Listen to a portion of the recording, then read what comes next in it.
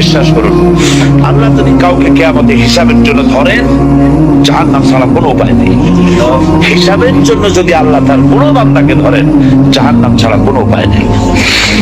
সেই জন্য আল্লাহর কাছে এই দোয়া করতে হবে, আল্লাহ পাক তুমি আমার হিসাব দিবা না, আমাকে ক্ষমা করে দিও।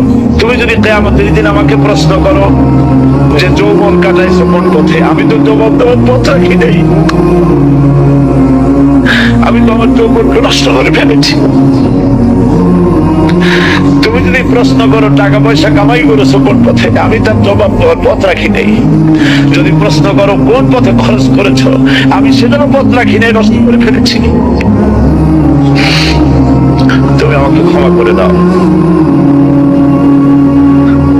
সেজন্য আল্লাহর কাছে দোয়া করতে হবে, ربنا آتنا في الدنيا حسنة وفي الآخرة حسنة وقنا عذاب النار وأدخلنا الجنة مع الأبرار وأدخلنا الجنة بغير حساب। আল্লাহ তোমার নেককার বান্দাদের সাথে আমাকে জান্নাত দিও, আর তুমি দয়া করে কিয়ামতে আমার কোনো হিসাব দিও না।